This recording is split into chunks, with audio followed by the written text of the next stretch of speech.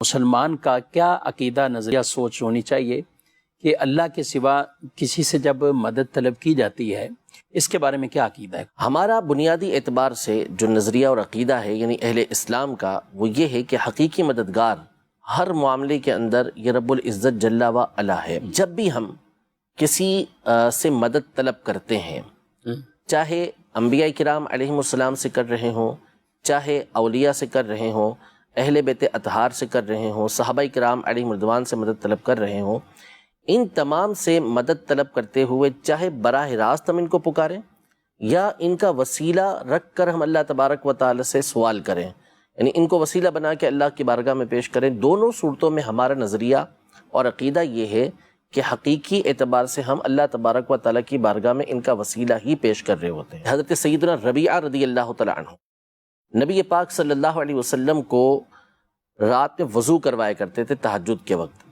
تو آپ یہ فرماتے ہیں کہ کنت ابیت، میں رسول پاک صلی اللہ علیہ وسلم کے ساتھ رات گزارتا تھا، یعنی آپ علیہ السلام کے لیے پانی تیار رکھتا تھا۔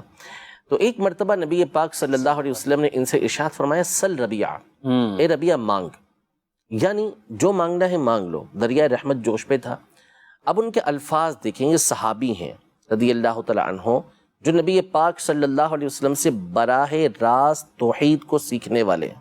ٹھیک، سوال دیکھیں، اسألک مرافقتک فی الجنہ یا رسول اللہ، یعنی میں آپ سے سوال کرتا ہوں، آپ سے سوال کرتا ہوں کہ جنت میں آپ کے ساتھ رہوں۔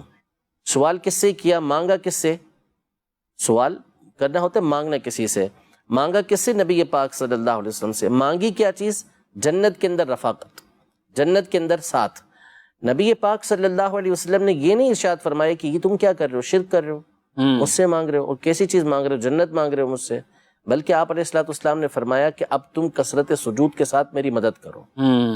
یعنی آپ علیہ السلام نے ان کے اس فعل کے اوپر، ان کے اس سوال کے اوپر انکار نہیں فرمایا، بلکہ ان کے اس سوال کو برقرار رکھا، باقی رکھا، اور اس پہ فرمایا کہ اب جنت تو ہو گئی، لیکن کرنا کیا ہے؟ ساتھ ساتھ اب وہ نہیں ہو جانا کہ آپ بے فکرے ہو جائیں، بلکہ اب آپ نے مزید اللہ تبارک و تعالیٰ کی عبادت کرنی ہے، تو کثرت سجود کے ساتھ میری مدد کرو۔ ابو ہریرہ رضی اللہ تعالیٰ عنہ بارگاہ رسالت میں حاضر ہوتے ہیں اور حاضر ہو کر عرض کرتے ہیں کہ یا رسول اللہ انی سمعت منک حدیثا کثیرا انسا، کہ یا رسول اللہ میں آپ سے بہت ساری حدیثیں سنتا ہوں لیکن پھر میں اس کو بھول جاتا ہوں۔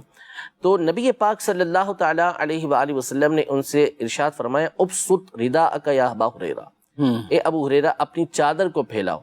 بارگاہ رسالت میں وہ کیا شکایت کر رہے ہیں؟ سوال کس چیز کا کر رہے ہیں کہ میں بھول جاتا ہوں، وہ صورت اسی بن جائے کہ یاد رہے۔ نبی پاک صلی اللہ علیہ وسلم نے فرمایا کہ اپنی چادر پھیلاؤ۔ آپ علیہ السلام نے فغرف بیدیہ، اپنے ہاتھوں کو یوں چلو بھرا ہوا میں اور ان کی چادر کے اندر ڈال دیا، اور فرمایا فدم، کہ اس کو اپنے سینے سے ملا لو۔ وہ فرماتے ہیں فدممتہ، میں نے ملا لیا، فما نسیت بعد، میں اس کے بعد کسی چیز کو بھولا ہی نہیں۔ سبحان اللہ۔ حافظہ ایک کیسی چیز ہے؟ وہ سوال کر رہے ہیں نبی پاک صلی اللہ علیہ وسلم سے۔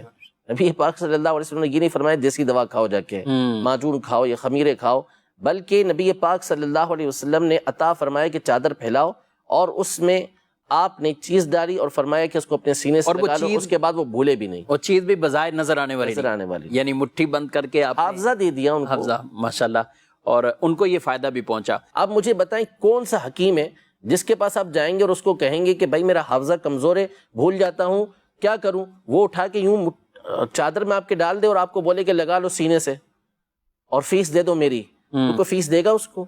وہ خمیرہ دے گا آپ کو، طرح طرح کی دوائیاں دے گا جس سے آپ کا حافظہ مضبوط ہو۔ ٹھیک ہے، کون ہے ایسا کہ جو کسی شخص کے پاس جا کے یہ کہے کہ میں آپ کے ساتھ جنت کے اندر رہنا چاہتا ہوں؟ ظاہر ہے کہ یہ اسی کو کہا جائے گا کہ جس کے بارے میں یہ اعتقاد ہو کہ اللہ پاک اس کو اس بات کی قدرت دے گا، اللہ پاک کی عطا سے یہ چاہیں تو مجھے حافظہ دے سکتے ہیں، اللہ پاک کی عطا سے چاہیں تو میری جو مصیبت ہے، میری جو پریشانی ہے وہ دور کر سکتے ہیں، مجھے حافظہ عطا کر سکتے ہیں۔